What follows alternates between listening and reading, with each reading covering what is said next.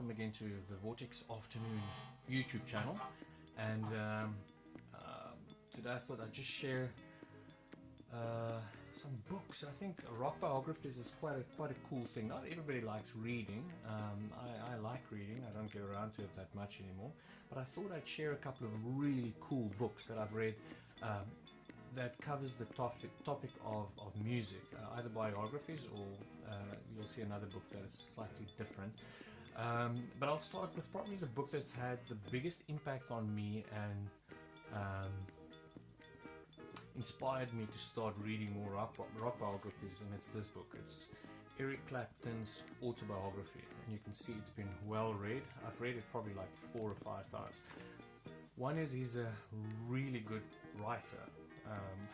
I don't think he used the ghostwriter on this book, but he's extremely honest, and it gives you a very good insight into sort of the loneliness and the unhappiness that a lot of these guys actually lived through, drug addiction, alcoholism, but then also just amazing insights on guitar and music and whatever.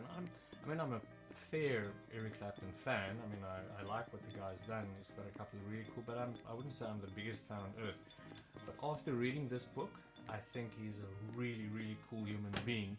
So I highly suggest you get Eric Clapton's Autobiography.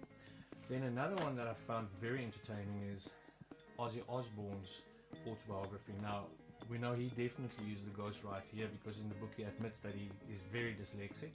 He doesn't even read reviews and stuff, but the story is amazing. This guy continues to live a very, very intense life, but I mean, as a young guy that he's still alive, it's truly a marvel of nature. Now, obviously there's been bad news that he's been diagnosed with Parkinson's, but this, if you read the levels of the depths of depravity and addiction and the lows that you can fall to and still get up and be a fairly nice guy in general. What? Good evening, Ozzy. Hello there. How are you? Fine. The taste of bats is very salty. It's probably not the first thing you think of when you think of Ozzy, but it's actually a good bloke. Very, very interesting book to read. Very cool. Dave Mustaine's Autobiography, A Life in Metal, and Dave's an interesting guy. I think you need to take Dave for Dave. He's most definitely got a bit of a narcissistic swing to him, and you see it come through in the book as well. And slightly, he likes painting himself as the victim of stuff, but then at the same time, obviously has a very high opinion of his own abilities, which is not a bad thing at all. But what he definitely has done is he's made an exceptionally successful career out of music, also despite drugs, the whole thing. Mental illness, really tough childhood, band breakups. I think it's tough enough just to get along with him, so I suppose to be him can be a tough thing as well. But what you do realize is actually, you see it in interviews, he's actually a sweet guy. It's just he has a very, very large personality, and it comes through in the book. But it is. Sorry, Dave. Yeah. Put your hands up. Who's the idiot? Don't be angry, Dave. But a very cool read, and I think I got a lot more understanding for the music as well. Appreciation, definitely appreciation for who this guy is, and how he's actually been able to get up under some really tough, circumstances and things. He has not had an easy life, so very cool read. Keith Richards, another marvel of modern humanity, that this guy is still alive. And I think what this book actually does is it puts to bed the idea that Keith Richards is a drugged up, always zonked out guy. He writes in this book, he says people think he's a drug addict. He hadn't touched drugs for 30 years. He drinks a lot. If there's one way to die, you know, it might as well be it, pal. Even that, he doesn't follow normal alcoholic behavior like maybe Ronnie Wood, who's also in the Rolling Stones does. I mean, this guy actually keeps it all together.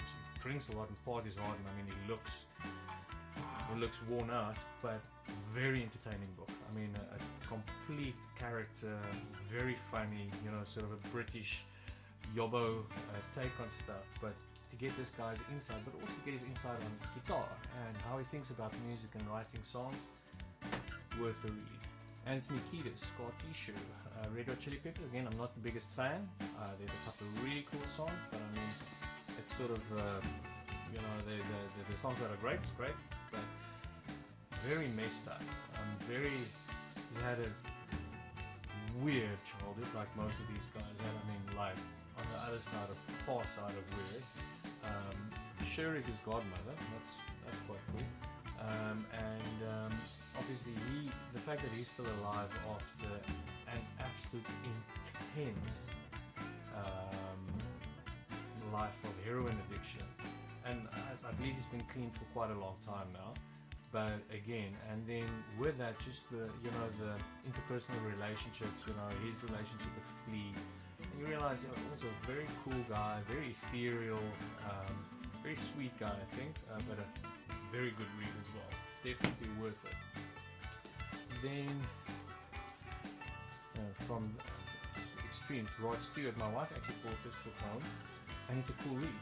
Whether you like Rod Stewart or not, very cool. It also gives you sort of a similar era as Eric Clapton. You know, his time with the Faces and all that sort of stuff. Very interesting. Very fun guy. I reckon this is the type of dude everybody will like. I know that's not the reputation he had in the early 70s, but very intelligent guy, very, very smart guy, but a real dude, you know, like a really cool guy, just been happy all his life kind of thing, you know, despite hardships. I mean, he said the only real devastation in his life was when Rachel Hunter left him, but he sort of just got up and went on, and he wrote one of my very favorite songs. It's actually one of the few songs in his catalogue that he wrote himself, and it's Forever Young. And I am busy with the cover of Forever Young. I have played one. If you go to my uncut playlist, you'll see I've played one just recorded with my phone. So yeah. Then let me go through. Okay. Now, Corey Taylor, 7 Deadly Sins. I didn't enjoy it. I didn't even finish it. I like Corey Taylor as a personality. And I mean, it's pure opinion, and he'll give your opinion about other people, I'm sure, as well. I think personally I just felt the book was a bit juvenile, and yeah, I know that his first book was apparently quite a heart-wrenching because it was his own life, and this, you know, this is autobiographical,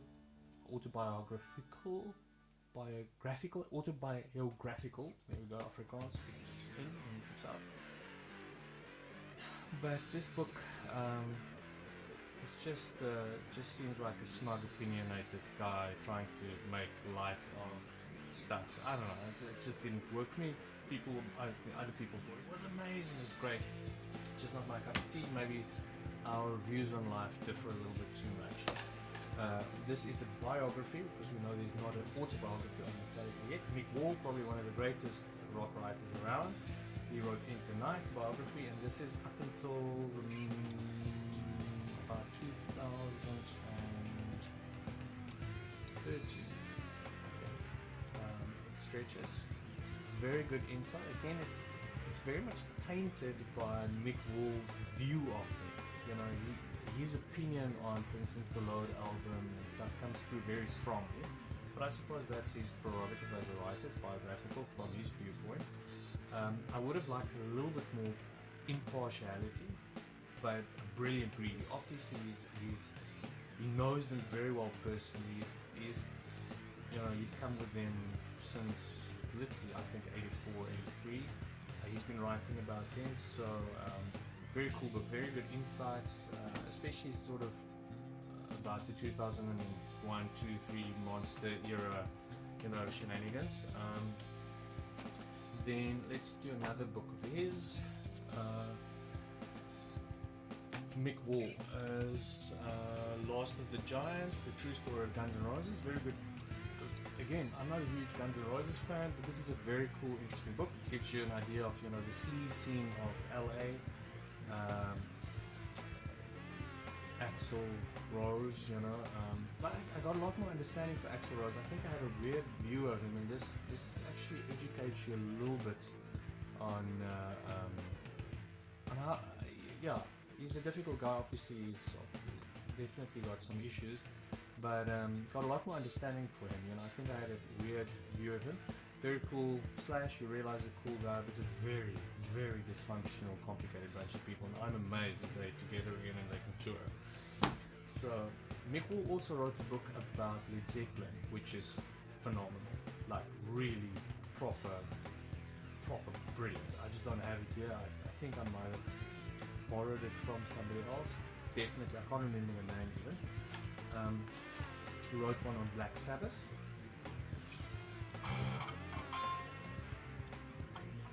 Black Sabbath looks like Tony Iommi's.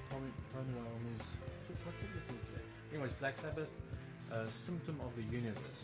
Very cool. If you read this in conjunction with Ozzy's autobiography, there's some very cool overlaps.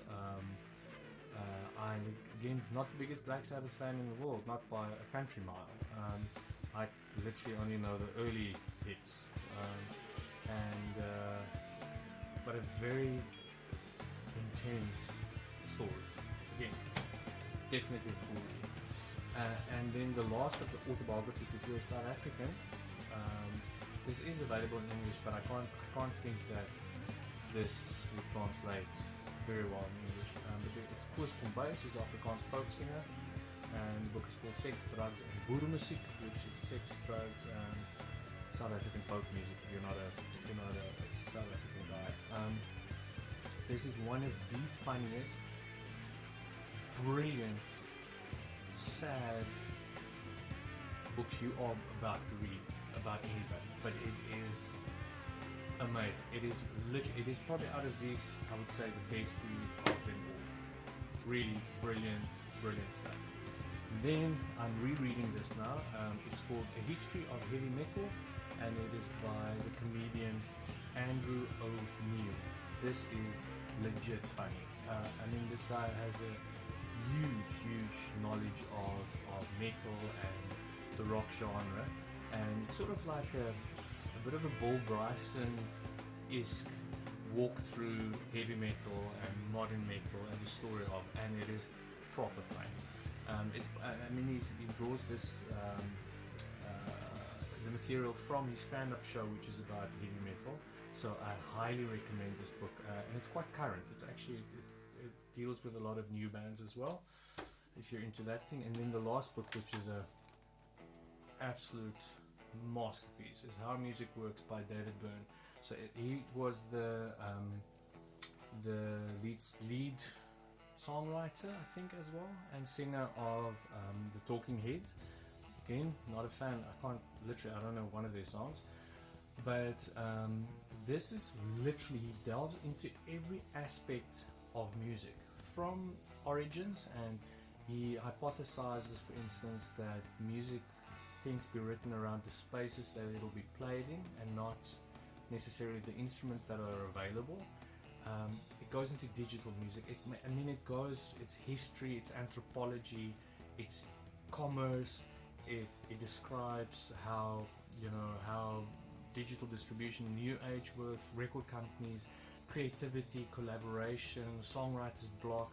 But I mean, this is a proper study of all these things. Brilliant book. Please read it.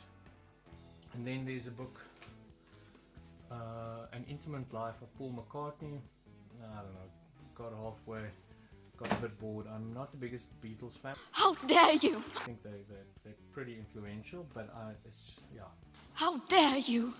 I don't know, their story just doesn't faze me that much. How dare you continue to look away! So yeah, those are a bunch of books that I suggest you get your hands on and read. It's very, I mean, some of these books you'll even find in your local library. I know Mick Wall, for instance, our local library, keeps a couple of his books, which is cool.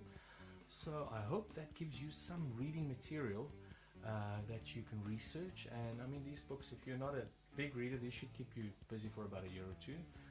Some guys might read this in the weekend. So, but I hope this is helpful. And as always, please like, subscribe, and comment on. I'm very interested in any books that you think should be read and I should check out. I know there's Dirt. I saw the movie, so I think I got the gist of that story about Motley Crue. But if there are any others, I'd really like to know. I know there are many others, but if there's any worth reading, I'd really like to get them for my collection as well. But other than that, thanks for watching, and I'll see you next time.